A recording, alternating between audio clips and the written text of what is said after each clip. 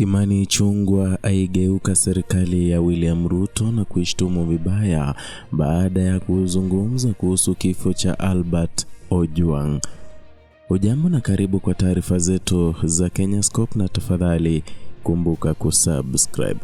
Kiongozi wa wengi katika bunge la kitaifa Kimani Ichung'wah ameibua wasiwasi mkubwa kuhusu kifo cha kutatanisha cha mwanaharakati kijana Albert Ojwang aliyefariki katika kituo cha polisi cha Nairobi. Ichung'wah ametaka uchunguzi wa kina na wa uwazi ufanywe mara moja ili kubaini ukweli wa kilichotokea. Katika ujumbe alioweka kwenye mitandao ya kijamii, Ichung'wah alimpongeza Inspector General Douglas Kanja kwa kuchukua hatua za haraka na kuanzisha uchunguzi rasmi. Hata hivyo, alieleza wasiwasi wake kuwa baadhi ya watu wanatumia tukio hili kwa malengo ya kisiasa badala ya kulenga kupata haki kwa familia ya marehemu. Kifo cha Ojwang kimezua hasira kubwa miongoni mwa Wakenya, wengi wakitumia mitandao ya kijamii kuonyesha ghadhabu yao kuhusu vifo vya mara kwa mara vinavyotokea katika mikono ya polisi bila maelezo ya kuridhisha wale wajibikaji wa wahusika. Matukio haya yameendelea kupunguza imani ya wananchi kwa taasisi za usalama, huku wengi wakiona kuwa haki imetendeka ama haitendeki kwa watu wa kawaida.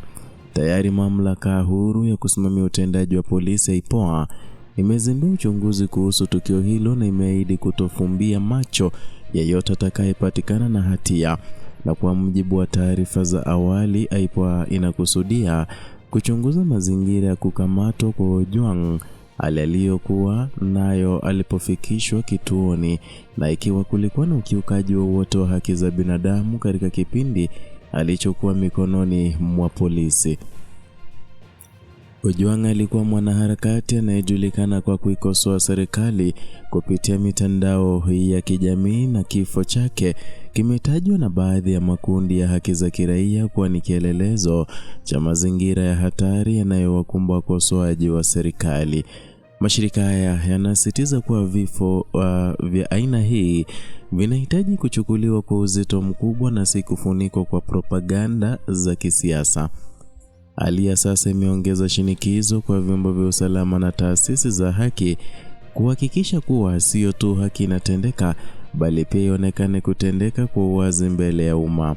Na katika kipindi cha hivi karibuni, Kenya imeshuhudia visa kadhaa vya watu kupotea au kufariki mikononi mwa maafisa wa usalama, hali inayozua hofu kuhusu kiwango cha uwajibikaji ndani ya vyombo hivyo.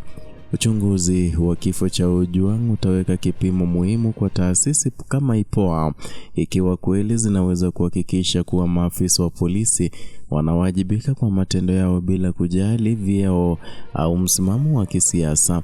Taifa linatazama kwa makini matokeo uchunguzi huu, huku familia ya marehemu ikisubiri majibu yenye msingi wa haki.